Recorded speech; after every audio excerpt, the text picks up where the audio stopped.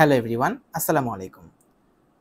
আজকের সেশনে আমরা ঢাকা বিশ্ববিদ্যালয়ের ভর্তি পরীক্ষায় 2023-24 সেশনে আসা একটা খুবই ইন্টারেস্টিং ম্যাথ নিয়ে কথা বলবো। এই কনসেপ্টটা আমার কাছে বেশি ভালো লেগেছে কারণ এইটার একটা সেম কনসেপ্ট আমরা কিন্তু নবম দশম শ্রেণীতে যখন পড়তাম তখন শিখে এসেছিলাম, যে এনতম সেকেন্ডে অতিক্রান্ত দূরত্ব কত ছিল, এই ধরনের অঙ্ক। এবার সেই সেম কনসেপ্টটা কাজে লাগিয়ে ঢাকা বিশ্ববিদ্যালয়ের ভর্তি পরীক্ষায় এসেছে এনতম সেকেন্ডে স্থিতিশক্তি আর গতিশক্তির মধ্যে একটা সম্পর্ক বের করতে। চলো ম্যাথটা দেখে নিই। দেখাও যে অভিকর্ষের টানে মুক্তভাবে পড়ন্ত এম ভরের একটি বস্তুর এনতম সেকেন্ডে হারানো স্থিতিশক্তি হাফ mg² ইন্টু 2n-1 এর সমান হবে। খুবই ইন্টারেস্টিং একটা ম্যাথ। তবে সবার আগে আমাদেরকে একটা ছোট্ট জিনিস বুঝতে হবে, সেটা হচ্ছে এনতম সেকেন্ড বলতে আসলে কোনটাকে বোঝাচ্ছে। তো আমি যদি একটা সংখ্যারেখার কথা বলি, একটা সময়ের সংখ্যারেখা যেখানে আমি এনতম সেকেন্ডকে চিহ্নিত করলাম এবং এর ঠিক পরবর্তী যে সেকেন্ডটা সেটাকে বলতেছি n+1তম সেকেন্ড এবং এর যে পূর্ববর্তী সেকেন্ডটা সেটাকে বলতেছি n-1তম সেকেন্ড। এবার যদি আমি ঘড়ির কথা চিন্তা করি, যে একটা ঘড়ি স্টার্ট হয়েছে n-1তম সেকেন্ড থেকে, তাহলে n-1তম সেকেন্ড থেকে যখন শুরু হয়েছে ঠিক তার পরের মুহূর্তে আমার যেই সময়টা হবে সেটা অবশ্যই গ্রেটার দ্যান n-1 হবে। আর এভাবে বাড়তে বাড়তে যখন n সেকেন্ডে পৌঁছাবে সেই মুহূর্তে আমার 1 সেকেন্ড কমপ্লিট হবে। অর্থাৎ এই যে মাঝখানের গ্যাপটা, এই গ্যাপটাকে আমি 1 সেকেন্ডের একটা ছোট্ট গ্যাপ বলতে পারি। এটা হচ্ছে 1 সেকেন্ডের একটা গ্যাপ। এই গ্যাপটাকে আমি একটা টাইম ডিউরেশনের মধ্যে যদি ফেলাই বা একটা টাইম লাইনের মধ্যে দিয়ে যদি বোঝাতে চাই, তাহলে এই সময়টুকু অবশ্যই n-1 এই সেকেন্ডটা কমপ্লিট হওয়ার পর থেকে শুরু হয়েছে এবং এনে গিয়ে শেষ হয়েছে। এই গ্যাপটাকেই আমি বলবো হচ্ছে nতম সেকেন্ড। এই গ্যাপটাকেই আমি বলবো হচ্ছে nতম সেকেন্ড। একইভাবে যদি আমি n থেকে শুরু করে n+1 এর জন্য এই সেম কাজটা করি, তাহলে আমি সেই গ্যাপটাকে বলবো হচ্ছে n+1তম সেকেন্ড। তাহলে আমি মোটামুটি এইটুকু নিশ্চিত যে nতম সেকেন্ড কিংবা n+1তম সেকেন্ডের ডিউরেশনটা কোথা থেকে শুরু হচ্ছে এবং কোথায় শেষ হচ্ছে। শক্তির সংরক্ষণশীলতা নীতির আলোকে বলা যায় যে হারানো বিভব শক্তি অথবা গতিশক্তি, তুমি যেটাই চিন্তা করো না কেন, সেটা অবশ্যই হবে আমার যেই গেইন করা গতিশক্তিটা। মানে যদি বিভব শক্তি আমি লস করি, বিভব শক্তি যদি আমি হারাই, তাহলে সেটা হচ্ছে আমার গেইন করা গতিশক্তির সমান হবে যতটুকু আমি লস করব। সেমভাবে যদি আমি গতিশক্তি হারাই, তাহলে কিন্তু আমি সেই শক্তিটা বিভব শক্তি আকারে আবার ফেরত পাবো। এটা কিন্তু শক্তির সংরক্ষণশীলতা নীতি থেকে আমি বলতে পারি। এই ব্যাপারটাই একটা জিনিস আমরা অনেকেই মেনশন করি না, সেটা হচ্ছে শক্তি কিন্তু অন্য কোনোভাবে এখানে রূপান্তরিত হয়নি। অর্থাৎ কনভার্সন মেথডটা এমনভাবেই আমি এখানে দিয়েছি যাতে কেবলমাত্র বিভব শক্তি গতিশক্তিতে কনভার্ট হয় এবং গতিশক্তি বিভব শক্তিতে কনভার্ট হয়। এখানে যদি অন্য শক্তির কনভার্সনগুলো আমি রাখতাম, তাহলে কিন্তু আমি একটা বড় ঝামেলায় পড়তাম। তখন কিন্তু আমার পুরো শক্তিটা গতিশক্তিতে, মানে বিভব শক্তিটা গতিশক্তিতে কিংবা গতিশক্তিটা বিভব শক্তিতে রূপান্তরিত হতো না। তখন এটা ডিফারেন্ট মেথডে আমার ম্যাথটা করতে হতো। এবং সেই ধরনের ম্যাথও তুমি হয়তোবা তোমার সামনে ফেস করবা, যে তোমাকে বলে দিল যে কোনো একটা সিস্টেম যেটা হচ্ছে যদি তার বিভব শক্তিটা গতিশক্তিতে কনভার্ট করে, এখানে যে কনভার্সন রেটটা বা কনভার্ট করার যেই দক্ষতা, কর্মদক্ষতা যেটাকে তোমরা বলো, সেইটা হচ্ছে 95%। অর্থাৎ কনভার্সন করার সময় 5% শক্তি অন্য কোনো শক্তিতে রূপান্তরিত হয়ে যায় এবং 95% শক্তি গতিশক্তিতে রূপান্তরিত হয়ে যায়। এইটা কিন্তু পড়ন্ত বস্তুর ক্ষেত্রে। আর যদি নিক্ষিপ্ত বস্তুর ক্ষেত্রে কথা বলি, তাহলে গতিশক্তিটা বিভব শক্তিতে কনভার্ট হয়, অ্যান্ড সেখানেও হয়তো বা তোমার কনভার্সন রেটটা 90% বলে দিল। তার মানে ইনিশিয়ালি তুমি যতটুকু গতিশক্তি দিয়ে যাত্রা শুরু করিয়েছো, তার 90% বিভব শক্তিতে রূপান্তর হইতে পারে। এই ধরনের ম্যাথ আমরা সামনে আরো করব। আমি এখানে জানলাম যে হারানো বিভব শক্তি ইজ ইকুয়ালস টু প্রাপ্ত গতিশক্তি, যেটা পড়ন্ত বস্তুর ক্ষেত্রে, এবং হারানো গতিশক্তি ইজ ইকুয়ালস টু প্রাপ্ত বিভব শক্তি, যেটা নিক্ষিপ্ত বস্তুর ক্ষেত্রে। এখন আমি যদি তোমাদের সামনে একটা সিনারিও নিয়ে আসি যে একটা বিড়াল, তাকে হচ্ছে আমি একটা হাইট থেকে নিচে ফেলে দিব। এই বিড়ালটার ভর আমি দিয়েছি হচ্ছে m, এবং এর যে হাইট সেটাকে আমি দিয়েছি হচ্ছে h হাইট। h উচ্চতা থেকে এই বিড়ালটাকে আমি নিচে ফেলে দিব। এখন আমি যদি চিন্তা করি যে এই বিড়ালের উপর অন্য কোনো এক্সটার্নাল ফোর্স অ্যাপ্লাই হচ্ছে না, তাহলে কিন্তু এর অভিকর্ষ ত্বরণটা কেবলমাত্র জি থাকবে, যেটা কিন্তু তোমাকে ওই ম্যাথে বলা ছিল যে অভিকর্ষের প্রভাবে, শুধুমাত্র অভিকর্ষের প্রভাবে। এবার অভিকর্ষের প্রভাবে আমি যদি চিন্তা করি যে n-1তম সেকেন্ডে তোমার বস্তুটা ঠিক কোন জায়গায় পৌঁছাবে, তাহলে সেই জায়গাটাকে আমি হচ্ছে এ বলে দিলাম, যে এই এতে পৌঁছাইতে আমার হচ্ছে n-1তম সেকেন্ড সময় লাগবে।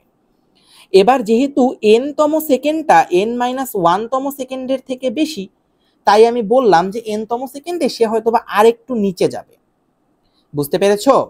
এবার এদের যে মাঝখানের স্পেসটা আছে, এই মাঝখানের স্পেসটাকে আমি বলবো হচ্ছে n-তম সেকেন্ডে অতিক্রান্ত দূরত্ব।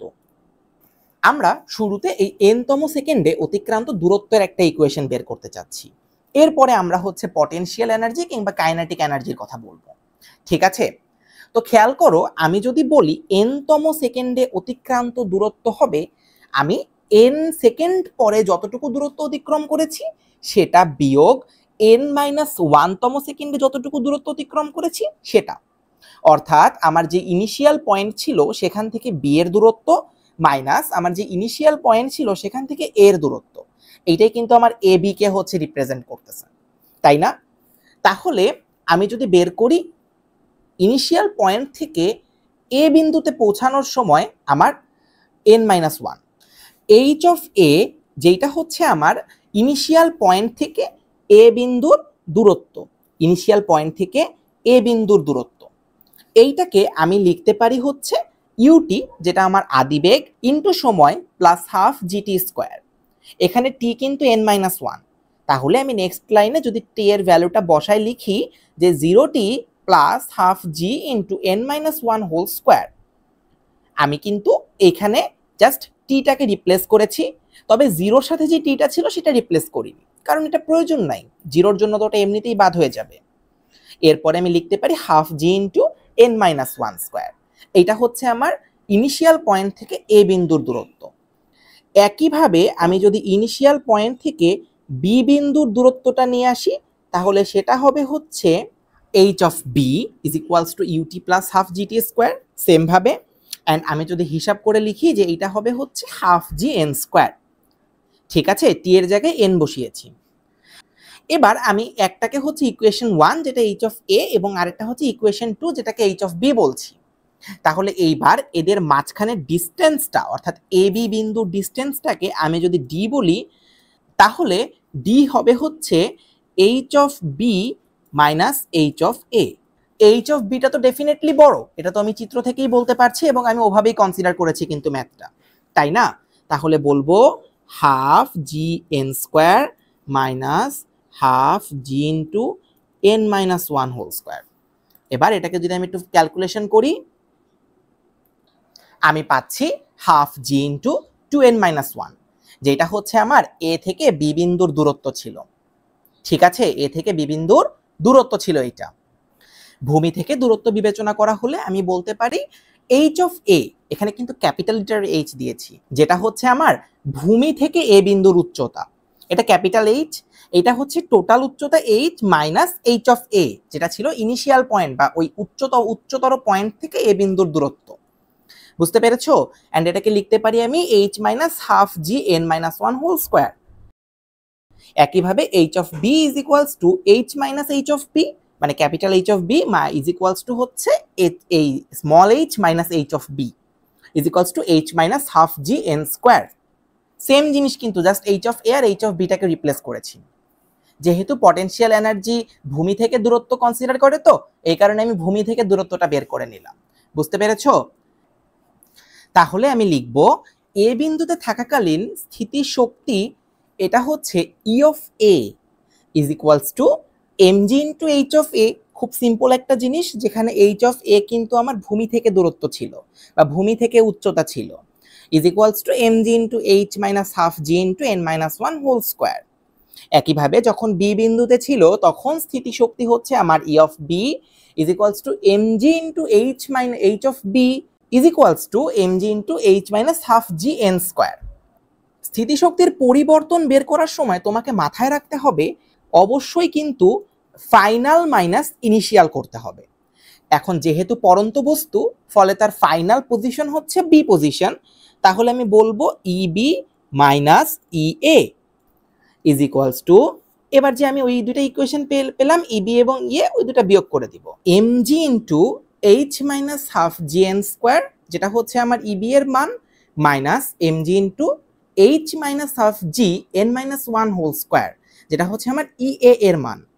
এরপরে আমি যদি ব্র্যাকেটটা উঠাই দিয়ে এম জি কমন নিয়ে বাইরে লিখি, M G into H minus half G N square minus H plus half G N minus one whole square is equals to M G into half G common নিয়েছি আবার, এরপরে হচ্ছে N minus one whole square minus N square, and আমি লিখলাম half M জি square into N minus one whole square minus N square. আগের পেজে কিন্তু আমরা এর ভ্যালুটা বের করে আনছিলাম, এই যে এই জায়গাটাতে তুমি কিন্তু যদি একটু চিন্তা করো, দেখো তোমার কাছে কি ছিল, half g into n square minus N minus one whole square, এই ভ্যালুটা কিন্তু ছিল, তাই না? অ্যান্ড এইটার আমি যদি কনভার্ট করে নিয়ে আসি, আমি কিন্তু পেয়েছিলাম এইটা, মনে পড়ে ব্যাপারটা? এটা কিন্তু N square minus N minus one whole square ছিল। এইবার যদি আমি উল্টাটা করি, যেহেতু আমার পরের পৃষ্ঠায় দেওয়া আছে N minus one whole square minus N square, আমি এখানে লিখতে পারি হাফ এম জি square into one minus two N. ঠিক আছে, ওয়ান মাইনাস টু এন লিখবো, তুমি ক্যালকুলেশন করে দেখলেই কিন্তু বের করতে পারবা এটা। আমি তারপরে হচ্ছে ক্যালকুলেশনটা একটু লিখে দিই এখানে। এবার কথা হচ্ছে, আমাকে প্রমাণ করতে বলেছিল টু এন মাইনাস ওয়ান, কিন্তু আমি তো প্রুফ করে ফেলেছি ওয়ান মাইনাস টু এন, ব্যাপারটা কিন্তু ঠিক হলো না, তাই না? আমি একটা কাজ করি, আমি এখানে একটা মাইনাস কমন নিয়ে লিখি। কেন মাইনাস কমন নিচ্ছি এটা একটু পরে বোঝাচ্ছি। এখন কথা হচ্ছে, এই মাইনাসটাকে কিন্তু আমাকে হচ্ছে এখানে এক্সপ্লেইন করে দিতে হবে যে মাইনাসটা আসলে কি বোঝাচ্ছে, তাই না? খেয়াল করো, আমি কিন্তু এখানে ইবি মাইনাস ইএ করেছি, তাই না? অর্থাৎ ফাইনাল স্থিতিশক্তি মাইনাস ইনিশিয়াল স্থিতিশক্তি। এবার যখন একটা বস্তু পড়তে থাকে তখন কিন্তু ধীরে ধীরে তার স্থিতিশক্তিটা কমতে থাকে, অ্যান্ড যখন আমি ক্যালকুলেশন করে একটা নেগেটিভ সাইন পাচ্ছি, তার মানে এটা হচ্ছে একটা লসকে বোঝাচ্ছে। কাজ যেহেতু একটা স্কেলার কোয়ান্টিটি, ফলে এখানে তো নেগেটিভ দিয়ে ডিরেকশন বোঝাবে না, এখানে নেগেটিভ দিয়ে বোঝাবে হচ্ছে আমার লস, আর পজিটিভ দিয়ে বোঝাবে হচ্ছে আমার গেইন। তার মানে আমি বলতে পারি আমার স্থিতিশক্তির পরিবর্তন এইটা হচ্ছে একটা লস।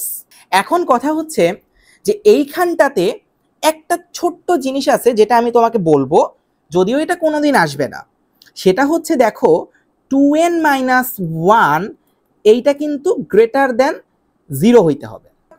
এবার যদি আমি একটু চিন্তা করি যে এন এর কোনো মানের জন্য এর ভ্যালু নেগেটিভ আসতে পারে কিনা, অর্থাৎ আমি যদি লিখি two N is greater than one and N is greater than half, আমি যদি এই জায়গাটুকু থেকে নিয়ে আসি যে 1/4তম সেকেন্ডে, 1/4তম সেকেন্ড কোনটা হচ্ছে, 0 সেকেন্ড থেকে স্টার্ট করে 1/4 পর্যন্ত, মানে 0.25 সেকেন্ড পর্যন্ত, এই টাইমটুকুর মধ্যে, বা ইটস লাইক যে তুমি যদি হাফের থেকে যে কোনো ছোট বা হাফের তুমি হচ্ছে যে ইকুয়াল দিতে পারো, এখানে এটা তো ইকুয়ালস টু হইতে পারে, তাই না? তুমি একটা ইকুয়াল দিয়ে দাও যে এটা তো জিরো ইকুয়াল হইতেই পারে, যেখানে কোনো স্থিতিশক্তির পরিবর্তন হবে না। যখন n is equals to half তখন স্থিতিশক্তির কোনো পরিবর্তন হবে না, কিন্তু যখন n এর মান একের থেকে বড় তখন স্থিতিশক্তি অবশ্যই কমতে থাকবে। কিন্তু যদি n এর মানটা হাফের থেকে ছোট হয় তাহলে কিন্তু এই জায়গাটাও নেগেটিভ, অর্থাৎ এই 2n মাইনাস ওয়ান এই জায়গাটাও কিন্তু এটা নেগেটিভ কোয়ান্টিটি হয়ে যাচ্ছে। এটা কিন্তু ম্যাথামেটিক্যালি দেখালাম, কিন্তু তুমি খেয়াল করো যখন একটা বস্তু পড়ন্ত হবে তখন তার স্থিতিশক্তির পরিবর্তন কখনোই ধনাত্মক হতে পারে না। আমি যে অ্যাপ্রোচে গিয়েছি সেই অ্যাপ্রোচে কিন্তু স্থিতিশক্তির পরিবর্তন কখনোই ধনাত্মক হতে পারবে না, কারণ পড়ন্ত বস্তু হতে হলে তাকে অবশ্যই স্থিতিশক্তি তোমার কমাতে হবে। অর্থাৎ এই যে এন এর ভ্যালুটা আমি হাফ পাইলাম না বা একটা, এটা কিন্তু আসলে জাস্ট ম্যাথামেটিক্যাল একটা ফিনোমেনা ছিল, এটার কিন্তু তোমার কোনো লজিক্যাল তুমি এক্সপ্লেনেশন দিতে পারবা না যে বস্তু তুমি পড়ন্ত রাখছো বাট তোমার স্থিতিশক্তির পরিবর্তন ধনাত্মক হচ্ছে। ব্যাপারটা বুঝতে পেরেছো? তবে এই ম্যাথের আরেকটা অ্যাপ্রোচ আছে, সেই অ্যাপ্রোচটা আমরা একটু খেয়াল করব। জাস্ট 3 লাইনে আমি আগের যে ম্যাথটা লিখেছিলাম সেই ম্যাথটা হচ্ছে আমি আরেকবার তোমাদের একটু লিখে দিচ্ছি। তোমরা কনসিডার করবা যে হারানো বিভব শক্তি ইজ ইকুয়ালস টু তো অর্জিত গতিশক্তি। এটা তো আমরা পরন্ত বস্তুর ক্ষেত্রে দেখে এসেছি, তাই না? তাহলে আমি যদি লিখি যে হারানো বিভব শক্তি ইজ ইকুয়ালস টু অর্জিত গতিশক্তি এবং nতম সেকেন্ডে অতিক্রান্ত দূরত্ব d is equals to half g into 2n-1। এইটা হচ্ছে আমি কিন্তু আগের অঙ্কে বের করে এনেছিলাম, বাট এবার আমি এটা বের করিনি, আমি এটা জানি। এটা আমার একটা নন ইনফরমেশন, একটা ইকুয়েশনের মতো করে আমি লিখেছি এটা। ঠিক আছে, এবার nতম সেকেন্ডে এ হতে বি তে পৌঁছেছে যদি বিবেচনা করি, তাহলে আমি লিখব বিভব শক্তির পরিবর্তন e b minus e a is equals to mg into h b minus h a, এবং এইচবি মাইনাস এইচএ এইটাই কিন্তু আসলে ডি ছিল, যেহেতু আমি nতম সেকেন্ডে অতিক্রান্ত দূরত্ব বলেছি এবং ধরেছি nতম সেকেন্ডে এ থেকে বিতে পৌঁছায়। তাহলে এইটাকে ডি দিয়ে রিপ্লেস করে আমি লিখবো হচ্ছে হাফ এম ইন্টু জি স্কোয়ার ইন্টু 2n-1 এইটা। এখন কথা হচ্ছে এইখানে তো কোথাও নেগেটিভ সাইনটা আসলো না, তাহলে আমার আগের ম্যাথটা কি ঠিক ছিল কিনা, এইটা একটা কথা আছে। এইখানে আমরা একটা জিনিস মিস করি, সেটা হচ্ছে এইখানে একটা মডুলাস সাইন হবে। কেন মডুলাস হবে? কারণ তুমি যখন এইচবি মাইনাস এইচএ লিখছো, তুমি তো জানো না যে বি পয়েন্ট নিচে নাকি এ পয়েন্ট নিচে। আমি যেহেতু আগের চিত্রে বি পয়েন্টকে নিচে ধরেছিলাম না ভূমি থেকে দূরত্ব, সেক্ষেত্রে কিন্তু এইচবি মাইনাস এইচএ এটার অ্যান্সার কিন্তু একটা নেগেটিভ আসার কথা, একটা নেগেটিভ ভ্যালু আসবে। অন দ্য আদার হ্যান্ড এইটা কিন্তু কোনো নেগেটিভ ভ্যালু না, এইটা কিন্তু just half g into 2n-1, একটা পজিটিভ ভ্যালু যদি এন এর মান 1 বা এর থেকে বড় কিছু কনসিডার করি, তাই না? ফলে আমার এইখানে কিন্তু একটা ম্যাথামেটিক্যাল ইরর কাজ করতেছে, যেটা ইগনোর করার জন্য আমি মডুলাস সাইন ইউজ করব। অ্যান্ড দেন এইটা হচ্ছে আমার তাহলে শুধুমাত্র বিভব শক্তির পরিবর্তনটা বের করলাম, কিন্তু এর কোনো ডিরেকশন বা এটা কি হচ্ছে তোমার পজিটিভ না নেগেটিভ বা এটা কি গেইন না লস, এই ধরনের কথা আমি ম্যাথামেটিক্যালি এখানে বলতে পারলাম না। তাহলে সেই কথাটা আমি কিভাবে বলবো?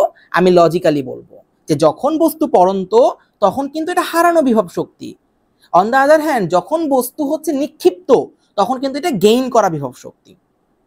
ব্যাপারটা বুঝতে পেরেছো? That's it. মানে আমি জাস্ট 4 লাইনে লিখলাম, যেহেতু আমার এখানে অনেক ইনফরমেশনকে আমি নন কনসিডার করেছি অ্যান্ড আমি কিছু ম্যাথামেটিক্যাল ইরর ইগনোর করার জন্য মডুলাস সাইন ইউজ করছি। তাহলে আমি লিখব অতএব nতম সেকেন্ডে আমার হারানো বিভব শক্তি del e is equals to half into m G square into 2n-1। আজকে সেশনটা তবে এখানেই রাখছি। ধন্যবাদ সকলকে। আসসালামু আলাইকুম।